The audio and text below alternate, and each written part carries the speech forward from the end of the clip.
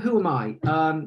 If you joined earlier, you might have heard me saying to Bibi and Lola that I live in England, and I have been in hospitality. Well, let's just say there's a typical English village inn and pub, as we call it here, which you'll see. And that's actually my grandparents' pub in a village called Harbury, in close to Shakespeare's home and city of birth, Stratford upon Avon. So I could say that I was born into hospitality, because by the time I was old enough to be able to carry a plate, then I was the head waiter, and I think I was probably about 10 or 11 years of age then.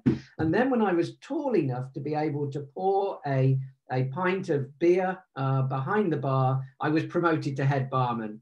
And I think in a very illegal way, I may have been only around 13 then, but in a village pub in England, back then, anything goes. But that was my foundation to hospitality. Being with people, making people smile, serving people was where it all began.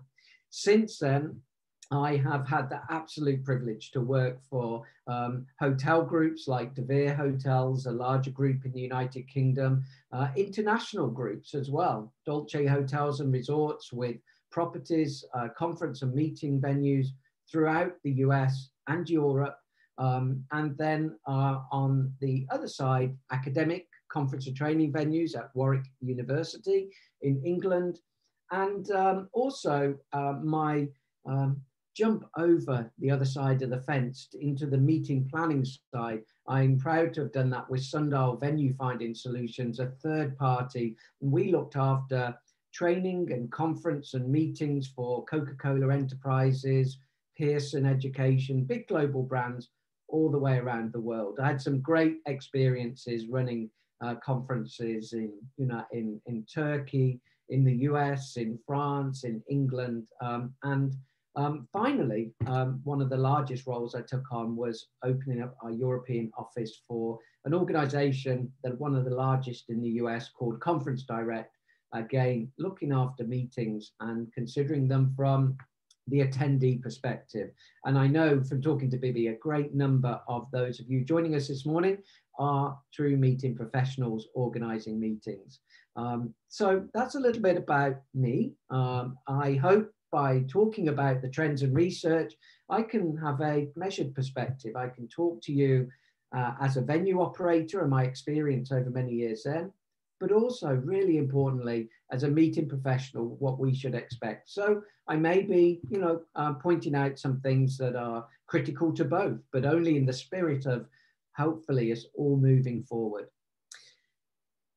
As Bibi said at the beginning, I represent an organization called IACC, and IACC is a collection of 400 venues, of which 30 are within Sweden, 70 in Denmark. So Scandinavia makes up a large portion of our venues, and they're the venues that really have been at the heart of our research.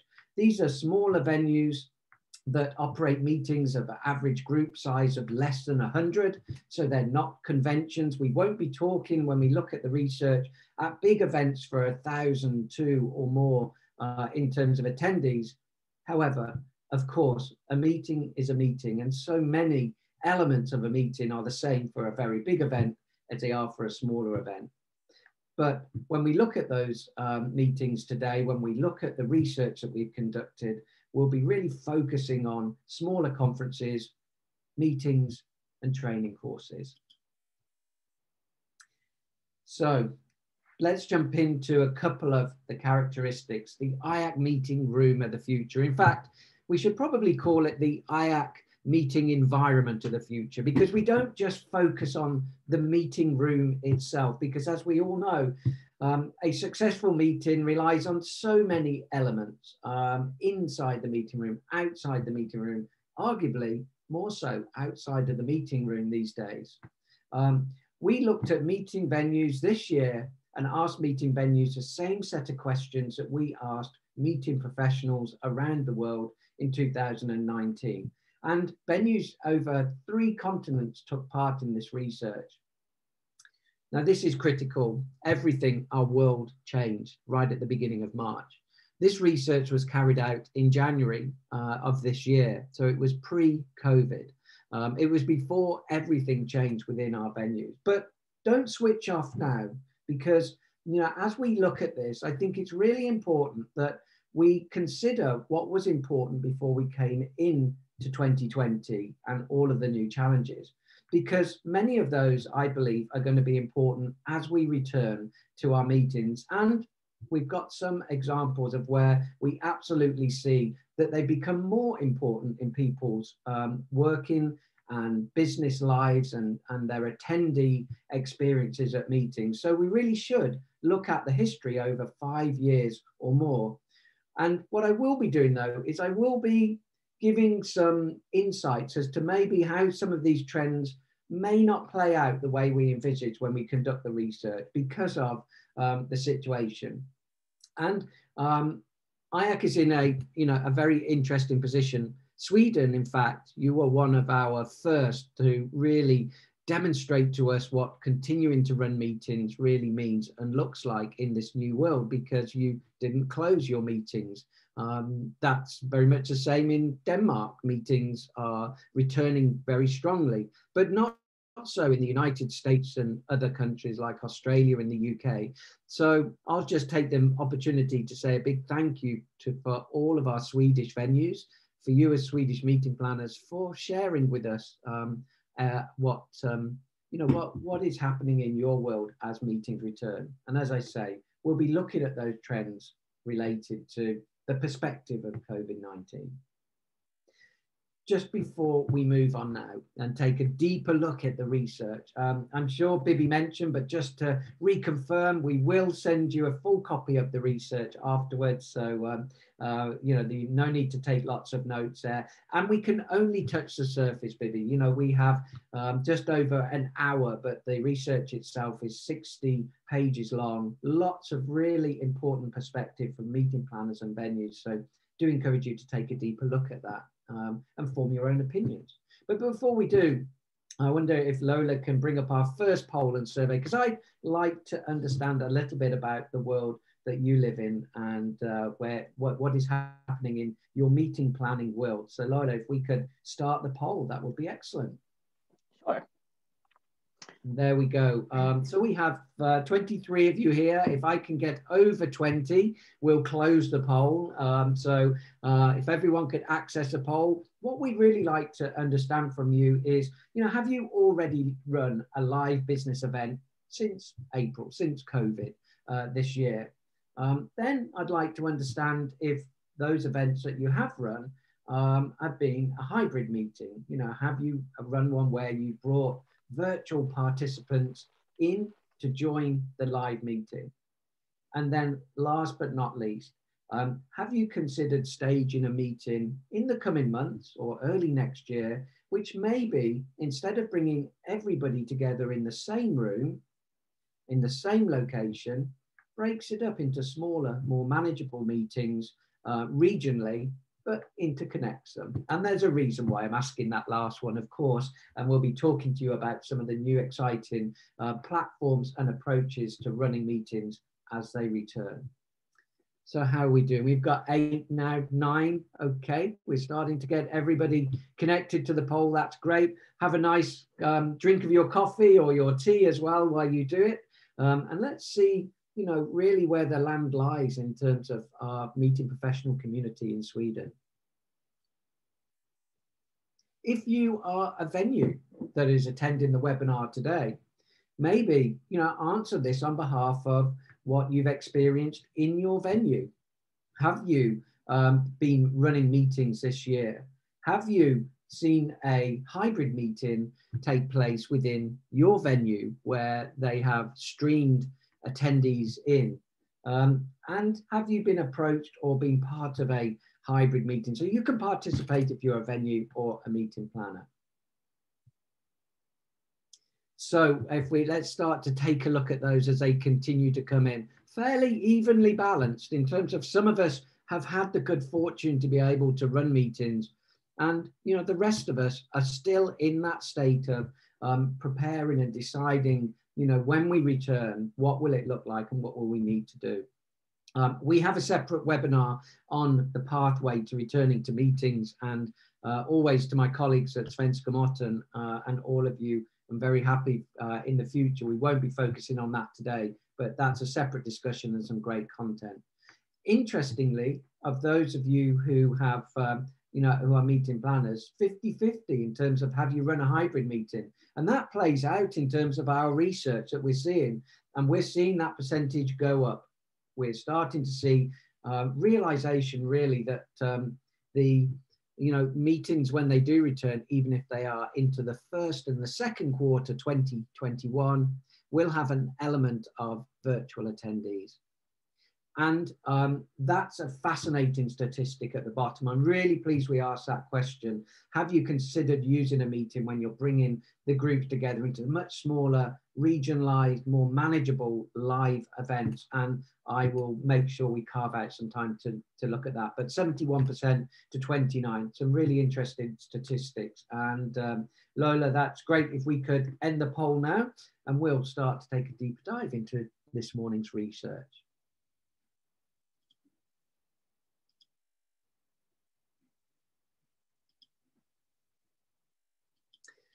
So just as we take another COVID-19 perspective, let's think of this in relation to how our world is going to change.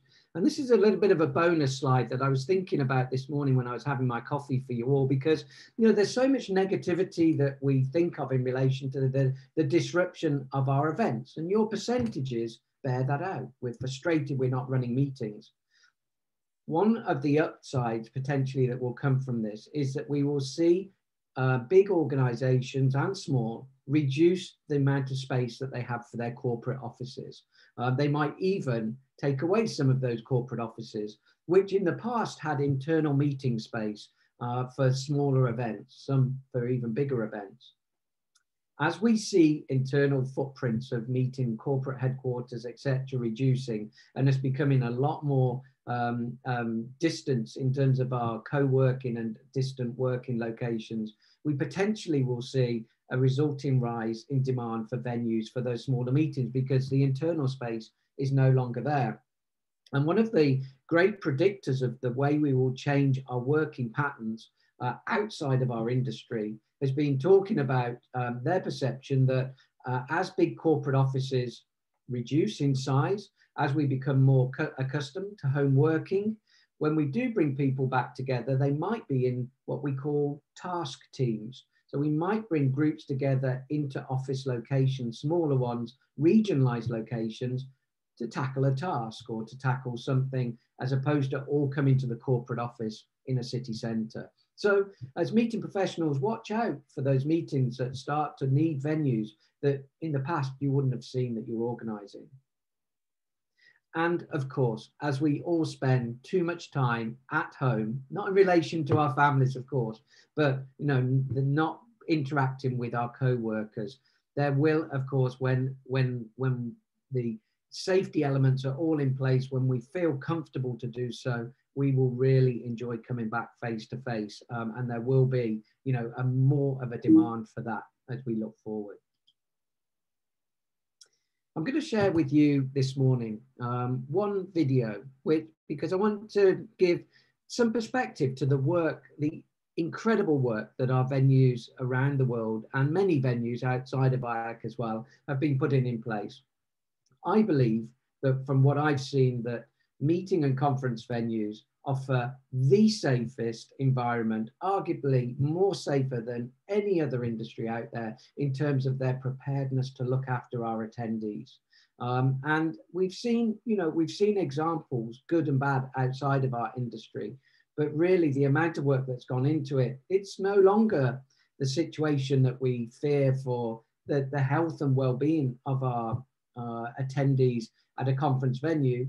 More so, it's on getting them to the venue and their journey to be able to do it. But here's just one video which demonstrates one of our venues in New York City sending that really important message.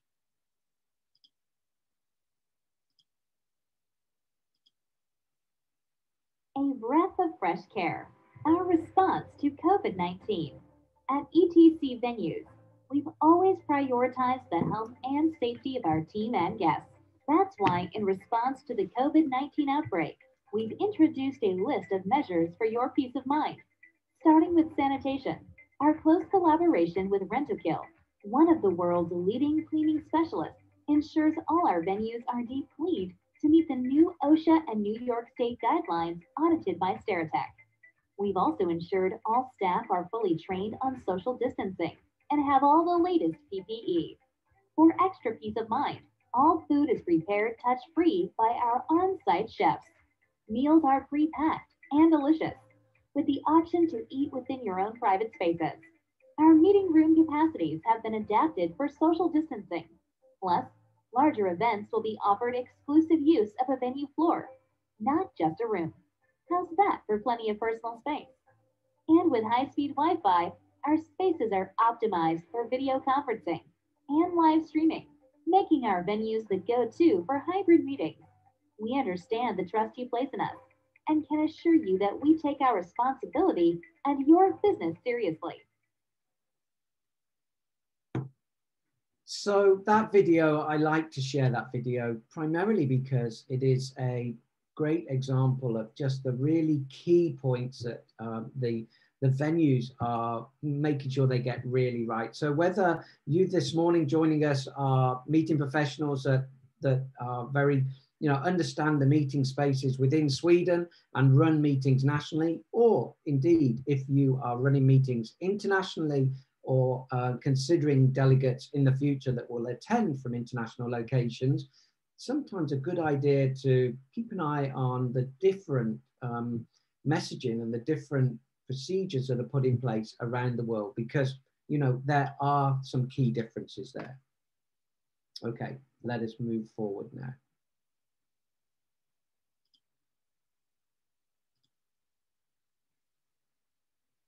So the arrival experience, still very important. What's incredibly important for us is creating a hospitable environment for our attendees. So we do see, some of the health screening methods that are being put in place. I was at a venue this week with very effective, unobtrusive temperature check-in, actual monitored camera in the lobby area that was measuring everybody as they came through. And interestingly, they've been running, like you in Sweden, throughout the summer, running courses and training and temperature check-in. They only identified 2 individuals that had high temperatures. Everybody else was very clear. Designated entrances and exits are really important too. And of course, the wayfinding to meet the spaces. So all of these measures you can expect to be in place at the venues. So let's jump into our research full. Now, it's fair to say that no research is complete unless we get everybody's perspective, right? And this research looks at the IACC member venues around the world. Many of them are venues within Svenska Möten that really specialize in meetings. So meetings and training are a big percentage of their business, of their focus, and of the skills of the leadership to deliver that exceptional meeting experience. The viewpoints of you as meeting professionals, again, from around the world. One of our partners is Meeting Professionals International. We have others as well, where their meeting professionals give us their perspective. Industry experts like the wonderful dietitian and allergen expert Tracy Struckrath that you can see in the bottom corner there of Thrive Meetings, who knows everything about allergens and dietary needs of conference attendees. And then big brands, Microsoft, PSAV, all have given us and weighed in with their perspective and have done for several years. So I mentioned the 4 areas we're going to look at today. And again, as we go now and start to look at some of this data, feel free to use the chat box to ask a question. Bibi and Lola will keep an eye on that, and will be quick to let me know if we see any questions coming in, and we'll break and address them at the time. So first of all, creating an exceptional meetings experience is something that we knew prior to 2020 was incredibly important. And sometimes as meeting professionals, we've been frustrated with venues not being as creative as we need them to be, not doing the heavy lifting. But I'm really pleased to say that from the research we conducted in January, the venues get it. Or let's put it this way, a great deal of venues get it and understand the role they need to play in embracing fully that they're there to provide a great experience for attendees and to help you design it. Post-COVID-19 meetings are likely to embrace richer experiences. Why? It's obvious, isn't it? We've been apart for so long. And when we come back together, these experiences that reunite people, that get the relationships strengthened again, are going to be so, so important. And possibly the value that we're going to need to squeeze out of every one of those live meetings we do bring back has got to be greater, because we'll be running less of them than we did before. And maybe, just maybe, we took meetings a little bit for granted before this year. I mentioned our relationship with MPI, Meeting Professionals International, the largest global community of meeting professionals, 19,000, I think they have, that are their members. And Jessie feels that we really need to move attendees' mindset and create these incredibly strong experiences. And venues, it's really important for them to create insights and inform our meeting planners, our meeting professionals on the best approach. Consultants is what we need to be as venues.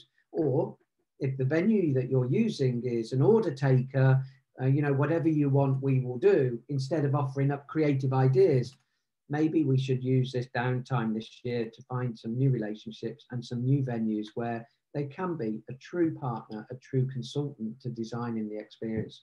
Because quite frankly, we don't have the time to do it all and come up with everything ourselves. So meetings now in the future, I have a great saying that I stick to, which is, it's no longer your parents' meeting. The incoming generations of meeting professionals are really championing change, which is fantastic to see.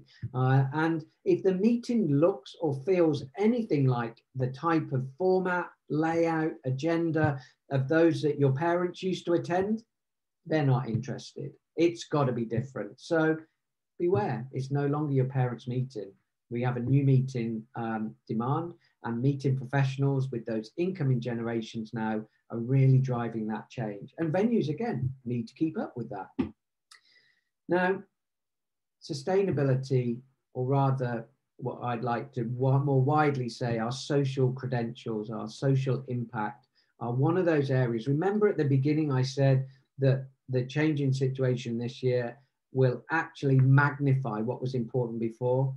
Well, the environment, our social credentials, our giving, that's something that we absolutely see a big demand in being more and more important. When we return to meetings, we want to be doing something good. We want to be contributing as attendees. So watch that space, and I'll show you a couple of areas later on in the presentation where maybe we just forgot that with some of those early meetings that came back, and we've been reminded very bluntly that these are still really important, if not more important, for individuals.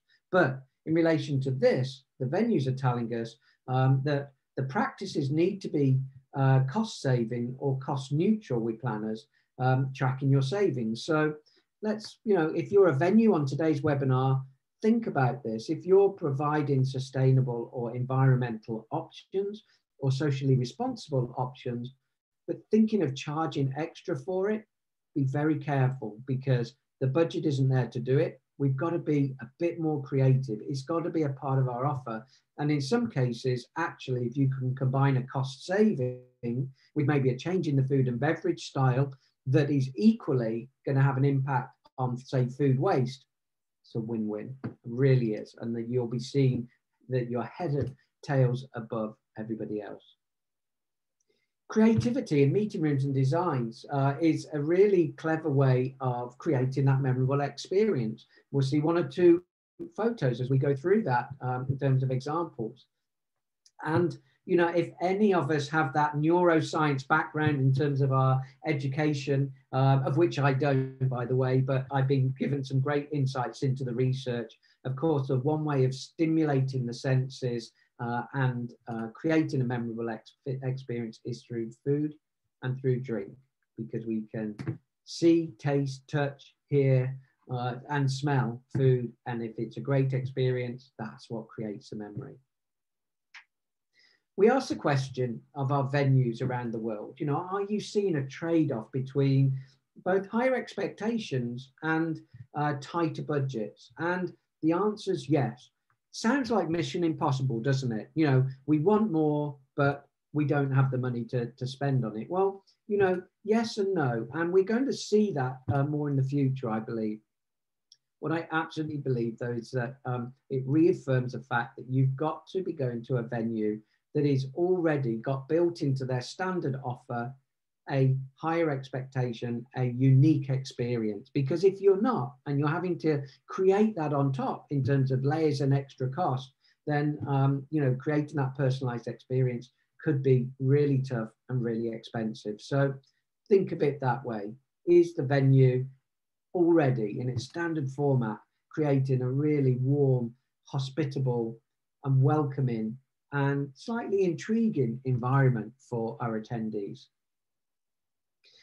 Now, onto one of the first graphs of the morning. I thought I'd leave it a little bit longer for everybody to at least have their second cup of coffee before we get into some more heavy stats. But no, I'm kidding. We're just going to look at some of the top ones here. We asked the question, which of the following meeting elements do you feel will be more important in the future than they are now? And again, remember that point I made at the beginning about, you know, where we expect to see the bigger impact.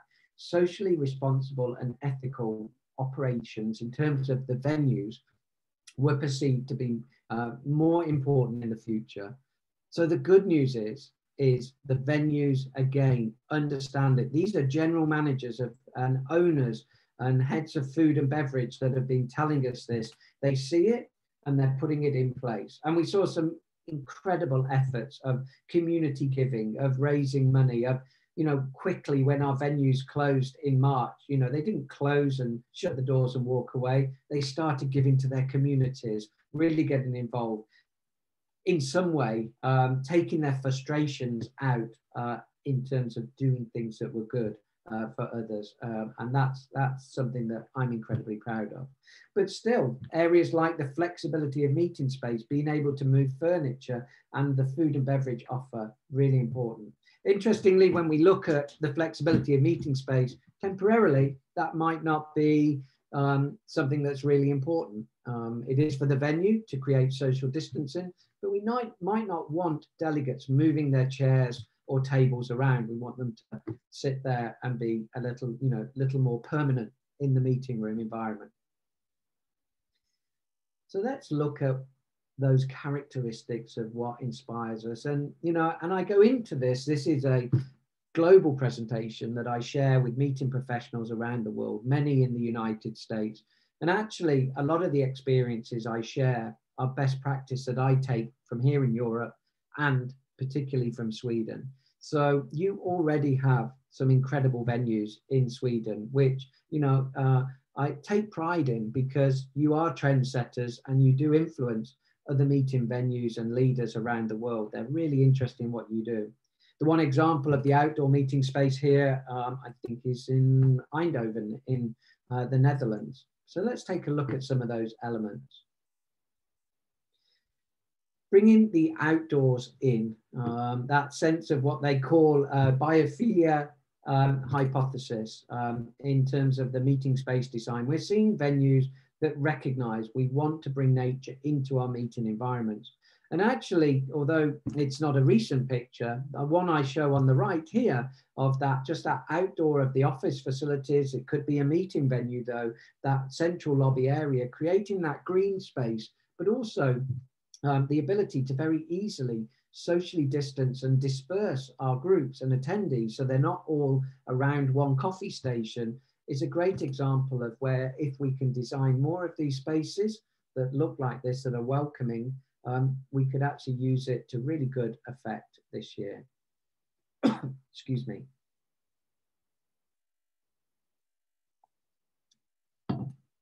The outdoors, even at this time of the year in Sweden and in England, on a gloomy day for us all, I know today, have become much more important. And a lot of venues have really moved quickly to embracing that and developing their outdoor spaces. Whether it's perceived or not, you know, or whether it's perceived or the reality, it doesn't matter. Our thing to get into open spaces, etc., will be something that will be with us for some months or maybe even some years.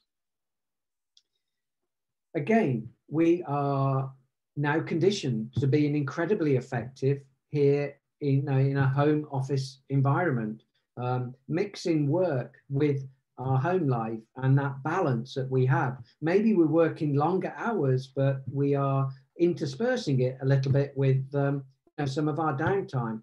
I, for one, can tell you that, you know, in a working day, it's not hard for me to have by the side of my desk some slow proving bread that, you know, I'm doing throughout the day, ready to bake in the evening. You know, that work-life balance has really changed. So look to our desire for meeting spaces and venues to feel a little bit more home-like. And the one on the right here is a venue, again, in the Netherlands, that changed its boring sort of table in the middle, boardroom style, and created more of this lounge environment.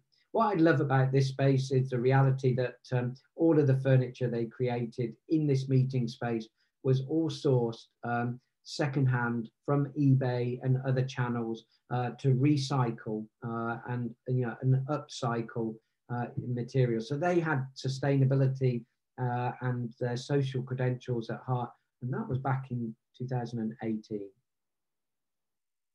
When we redesign our meeting spaces, this is a little bit of a sort of COVID update. You know, think about as well what was important before 2020, which is attendees with disabilities, those less able. You know, don't forget what's really important. Oh, and I just missed one point. One of my other favorite words of the last year is spaces outside of the meeting room that have that linger effect, that in case that doesn't translate, have the effect of people just wanting to hang out there.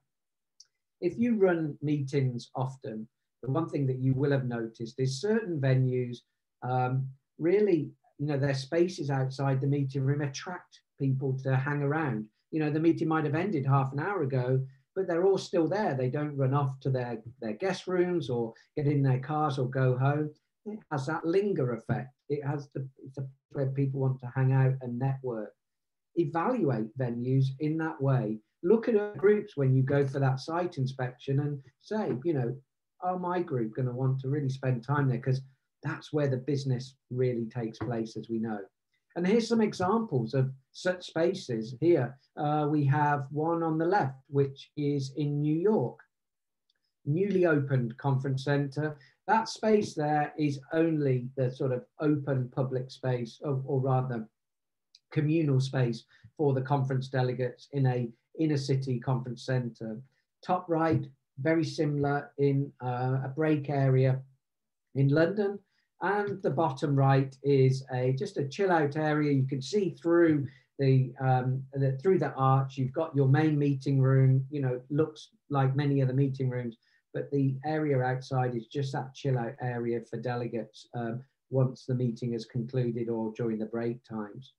And here's another example. See these pods, see these smaller groups again over the coming months. These smaller group areas, which are paneled and sectioned, are going to, again, give people more of a sense of security and health and safety. So, you know, we're really pleased to see that. But I said I'd show you some examples of, you know, of meeting spaces that are creative, that just look and feel like you want to be in them, as opposed to those beige walls where, you know, where it's not, you know, where it's not attractive. And quite frankly, we just want to be able to come out. Top left-hand corner used to be a theatre, a small theatre within a venue. And now, although it's still used as a theatre in the evening, because that's where, again, people want to congregate, they don't just want to be at the bar, it's also a very attractive meeting space in the day. Now, the top right-hand one is one that is one of my favorite layouts, because what it does, it takes away the barriers of a traditional meeting room with the speaker at the front. So our speaker has to go right in the center of the room, and you can see there are 4 screens, one in each corner, and they will deliver their session in the middle, walking around, getting you know, much more connection with the attendees as opposed to them, you know, hiding in rows in desks. Bottom left-hand corner, just bringing color and warmth and interest into that meeting room. And the same here, bottom right, you know, just through the style of different fabrics and colors, the world map on the wall, you're making that room far more welcoming. The different styles of chairs as well is a great way of being able to just bring that interest in. And just some more examples of some of the creative meeting environments and dining environments that we're seeing in our venues. Bottom right-hand corner, as we look to trends in meeting spaces, we seem to have moved from wanting portrait, having long, narrow rooms, to actually having landscape, wide rooms. So you see here, all of the tables for about 150 people. And there you've got 6 screens that are in the windows. Each of those, you know, means that it's a good distance from the delegates. But as a presenter, again, you're much closer to your entire audience. So we see landscape as a more interactive way to be able to get close to our delegates. And here's my next COVID perspective, of course. Many venues have adapted, have changed, have been really creative, and I'm proud of the IACC community worldwide. Some of them, like the one here on the right, you can just see the CN Tower in Toronto. They have turned and created some of their space to become studios, so there can be live interviews, live streaming across, to regional events. Also, the one on the left in the United Kingdom, again, just showing the different social distancing layout that can be provided in meeting rooms, but still achieve that environment, like the one in my background, if you saw it earlier when I was on the big screen, which was, I'm proud to say, an event in Stockholm that took place 2 weeks ago that my colleague Lotta Bowman sent to me. And I use this background every time I can to say meetings are going on again in a great and safe environment. So now let's move into the culinary trends and let's take a look. We're doing good on time. Hopefully this is proving of value to everybody this morning. Let's take a look at some of those and some of the changes that we're finding. Networking is hypercritical. I've made that point several times. And 93% of venues at the time, at the beginning of the year, operated a continuous break station for refreshments. Nobody wants to be told what time to come out and have their tea and coffee. But of course, these communal refreshment break stations now are something that we, are having to be reimagined by our venues and done differently because of, the COVID-19. So we see that temporarily, hopefully not long-term, being affected. But there's some really creative ways that are, being put in place as alternatives, multiple stations, dedicated stations, some packed break stations. One venue, Sigtunahöjden, outside of Stockholm, created not small packed lunches, but actually small break packs in sustainable packaging. Careful balance between healthy diets and healthy appetites. And of course, it's really important to embrace the dietary preferences whilst incorporating sustainable practices. And what does that mean? There's a difference between a dietary need from a health perspective to a preference, which is a diet that somebody's on through choice, for instance. And many of us have preferences now, as opposed to an allergen. And how we manage that as meeting professionals and the venue is really important because those needs have gone up. But I mentioned, really keeping the environment at the heart of it. We had one venue in the United States that returned to training, and they individually packaged their fruit, their cakes, and everything was in individual packaging from a alleged safety perspective. But actually, after the first day, the meeting planner came up to the venue and said, "We understand why you're doing it, but sustainably, it's making our from a sustainable perspective, there's lots of plastic and it's making our attendees really uncomfortable. Can you think of different ways to do it?" And that's the point I made right at the beginning, which is be careful not to, forget the social impact when we're putting all of these safety measures in place. Another big one, but I'm just going to pick out the first one or two here. True or false? We asked venues, is managing diets and food preferences something that remains high? And 95%, I mean, it's an incredibly large number, have said that we're still seeing an incredibly large increase in the number of requests to accommodate dietary preferences. And that's going to be a difficult balance to create as meetings return.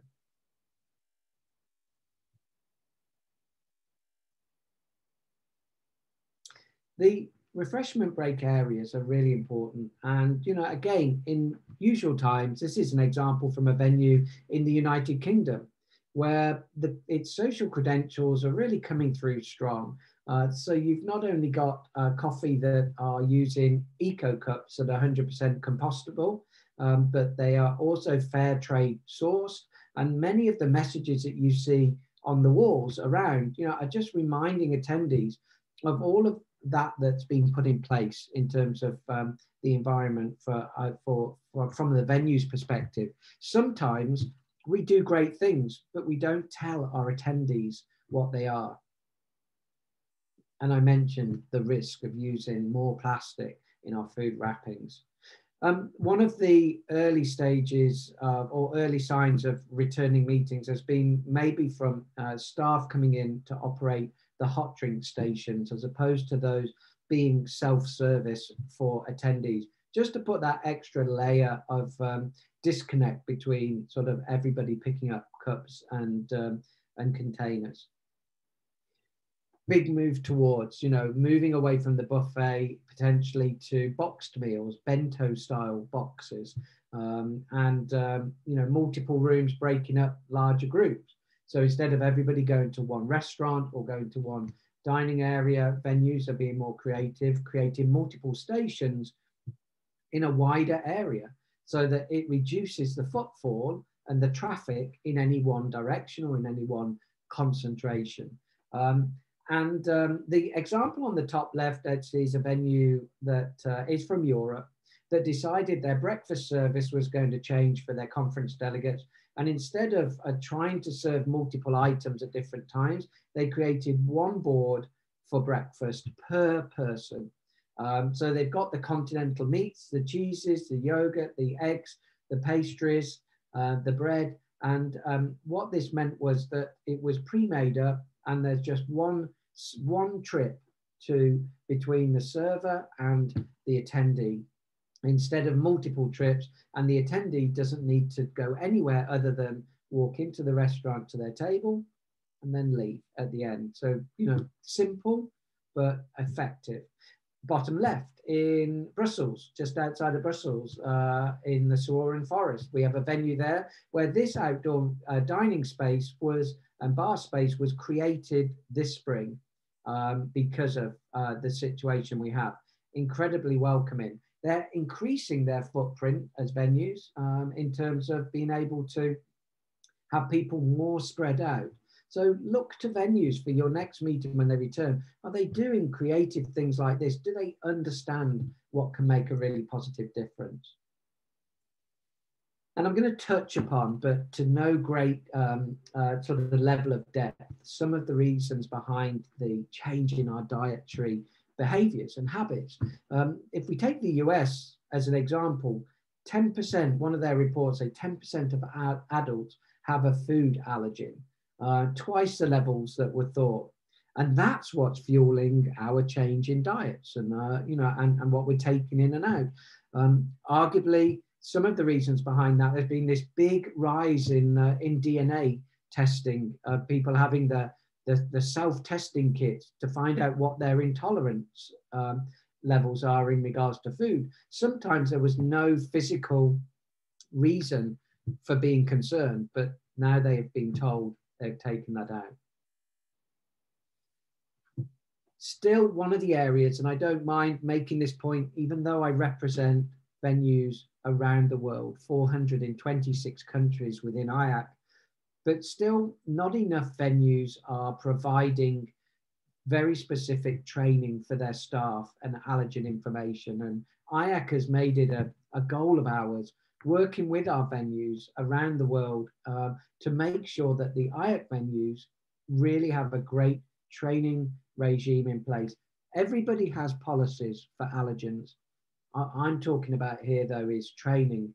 And we really need to do more in regards to that. Only 23% of venues in the research said that they do not offer allergen information, for instance, at the break stations. They offered it for dinner, on the lunch buffets, but not at the break stations. We have to be consistent. We have to embrace that big number that we saw in the past, which is 95%, remember, are seeing greater and greater allergen and dietary preferences requests. So we've got to keep up with it as an industry. And like I say, I'm not being critical to venues, but I'm not afraid of pointing out where we really need to do more in the coming weeks, months, and years.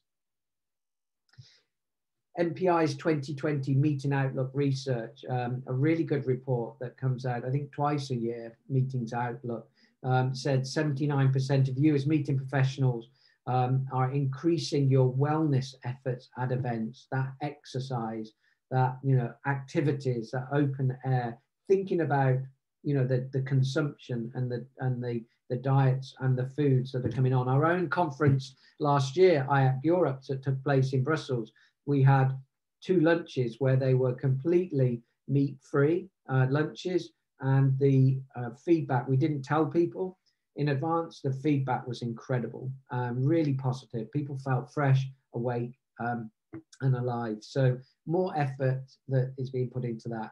And of course, you know, we're now more, I think, respectful of the seasons, local foods, particularly as our food chain has been disrupted over, you know, over the last 6 months. We respect and value locally produced and farmed foods more than maybe we did in the past. There are a couple of guides if you're interested as well to download. They're cost-free on the IACmeetings.com website. Just go to our research and trends. One of them is managing dietary requirements, and the other one is trends in nutrition and delegate well-being, which goes much more into the type of foods we might want to plan in our menus. Now we're going to move into an area that, of course, has affected our world, you know, incredibly. And even beforehand, we saw big changes. It's the fastest area of meetings evolving. I say it's a great environment for us now to really embrace some of those that we just played with. I know for our own conference, being in the meetings industry, when asked a question, will you have streaming for your conference that attendees can join? It was like, no, we won't do that. You know, everybody has to come to the event. We're a meetings industry. Of course, we want people to attend. It's not a great experience. It took this to change our mindset. And we had 3 times more attendees at our conference when we had a hybrid element earlier this year. So what I say to you is, embrace it, but embrace the right technologies. And you can see some of the examples here. Things like, you know, sanitized microphones provided in sealed coverings, minimizing touch points by using wireless presenters rather than those nice catch boxes that we used to use as microphones. So we have to change and adapt, but sometimes for the better. And the cost to do some of the hybrid elements are really coming down. So low and no touch technology is more popular with you as you replan those meetings. Individually sealed speaker kits. Venues need to be able to offer the hybrid meeting solution as well. And I'm really proud to say that the IACC venues moved very quickly to providing this. The nice thing about IACC meeting venues in my world, that in my opinion, that made this really easy was the fact that they already had great IT and AV experts on site within their venues, so they could move very quickly to providing it. Now, this is a little bit of a sneak preview to something that I am really excited about, because it's going to be launched globally tomorrow. But I thought 24 hours, my friends in Sweden will keep this under wraps. But remember, I talked to you and asked you that 3rd question in the poll at the beginning, which was how many of you thought about, instead of bringing one big group together, bringing them into smaller groups regionally and connecting them. Well, IACC multi-pod meetings has been researched with IACC, with the global AV provider PSAV, Electromedia Design, and with influence from organizations like MPI and meeting professionals bearing it out. And the whole concept is very simple. You break your meeting into regional pods that we call them. That's where multi-pod comes from. And you have your own smaller events. You can have a keynote in London. You can have the second keynote in Chicago or Stockholm, of course. And then with the technology platform, you interconnect the meetings. And through good facilitation, we work with a gentleman called Mike van der Vieva of mindmeeting.org, who is a meetings architect in terms of design. Through good facilitation at the pods, you can have the groups coming together, solving problems together. And of course, there are many, many advantages to doing this at the moment. Reduced travel, smaller group sizes, actually the ability to embrace regions more so than in the past, making the attendance at the meeting more affordable because it's more regional, it's a lower cost to get there. So you may be able to grow your audience as opposed to sending everybody to Stockholm or to London.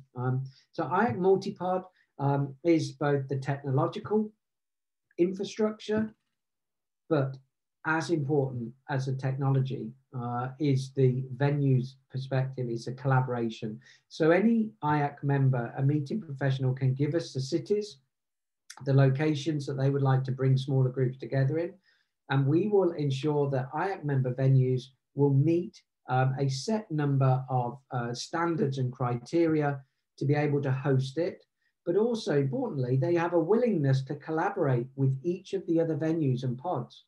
So the meeting professional, you don't have to deal with every venue one at a time, which in effect could make you feel like you're running, in this case, 5 meetings instead of 1.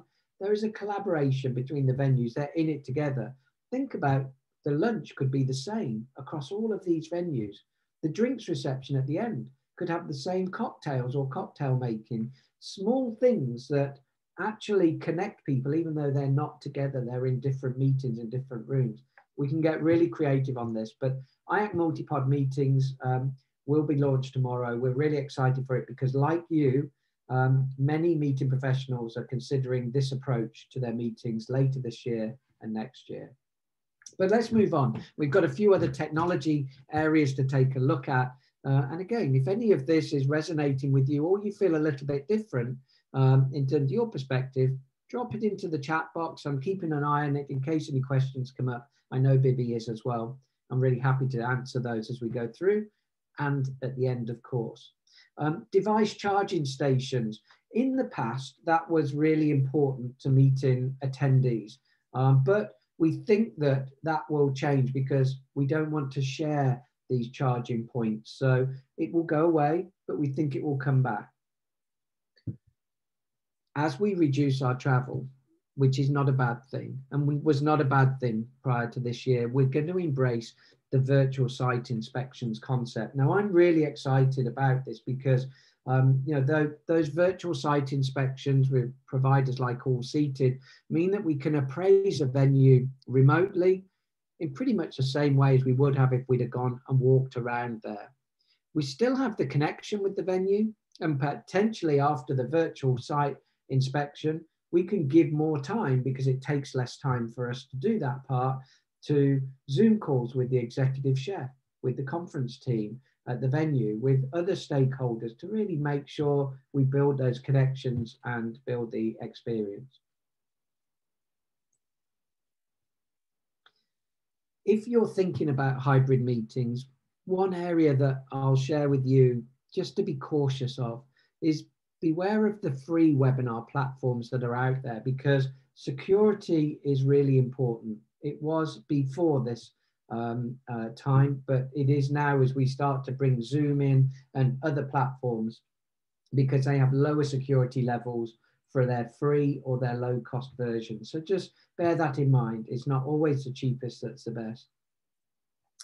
Venues, when you think of the hybrid element, will need to provide better lighting, new sound capturing techniques, better microphone technology that will support a filming environment, not just a capturing, of something. 54% of venues either offer virtual reality tours of their venues today, or will be implementing in the next 12 months. So that's really, exciting to see that. When Apple launched their new glasses range, which I think are coming later this year or the beginning of next year, this is the augmented reality. We expect to see the immersed experience of evaluating a space becoming a lot more popular as well, because it will be a lot richer environment. And 44% of planners are millennials who are definitely going to embrace virtual tours. So, it's a really important time to do that.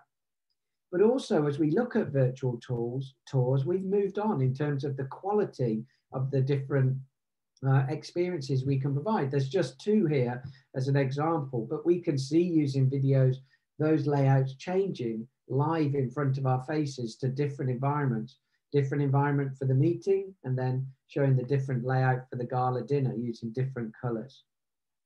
And there's a lot of investment here. One of the partners of IACC is a company called All Seated. They've created it here. If you see the picture to the left, it's combining video conferencing for the planning team of the meeting with the virtual walk around. So they can be discussing it with each other, the client and the venue representative. Peter, what do you think of the columns there? Could we get an exhibition table in? I think so. Let's walk over and have a look. All of this can be done in 2D or 3D. But let's pick up another couple of areas that we think that cybersecurity will be of greater priority in the next 3 to 5 years. It will only take one event in my mind where there's a breach of security at a conference. It could be a G8 conference, something of national, international importance. But if something like that happens where there's a breach at a conference or a meeting, we can expect our industry to have to move very quickly. But prevention is better than cure, I say. So think about that as we bring these new technologies into our returning meetings.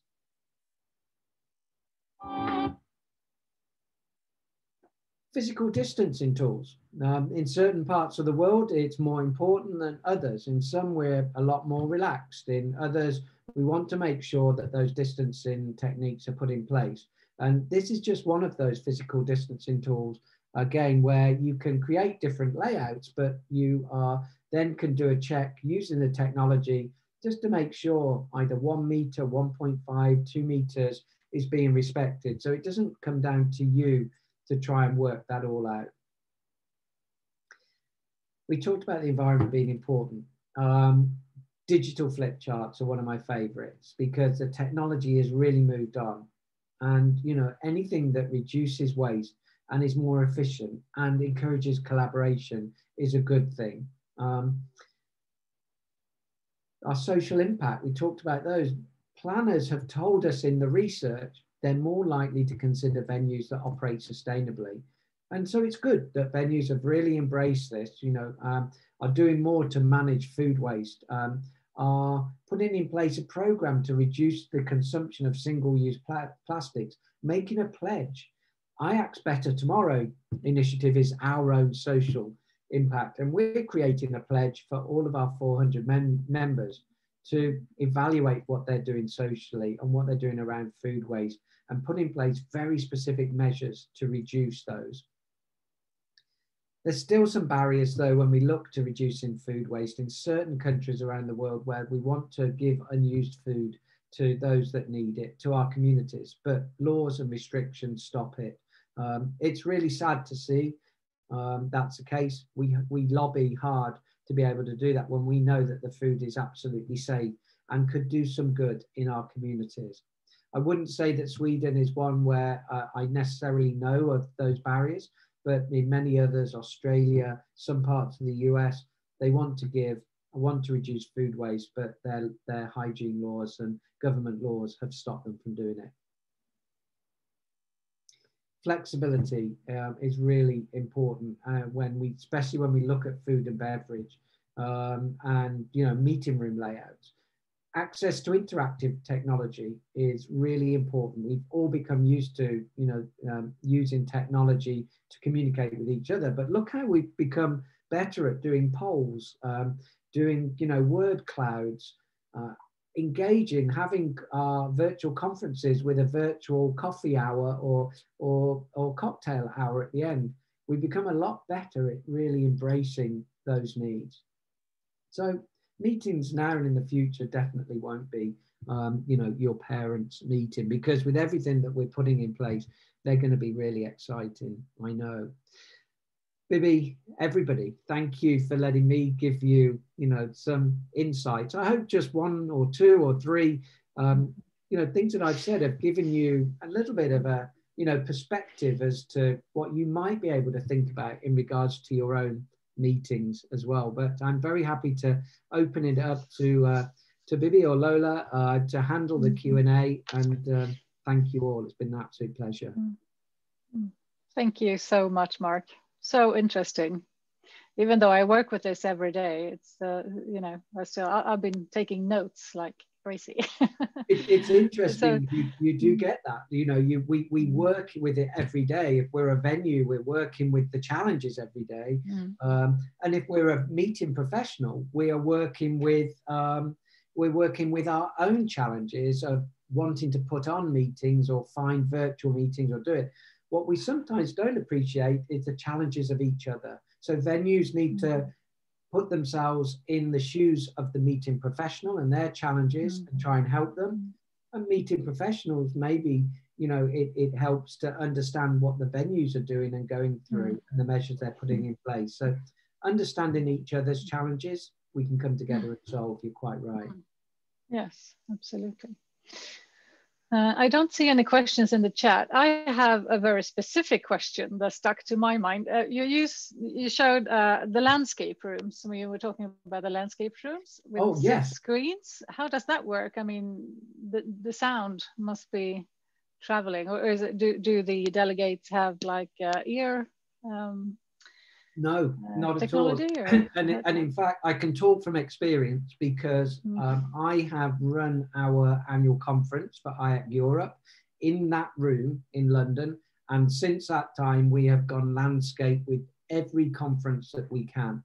So if you think about it, it's that you have a wider stage. So instead of a deeper stage coming out into your room, you have a long and a wide stage. So you work with your presenters to go left and right so that they can get to the end. That's your new sort of distance, is left and right.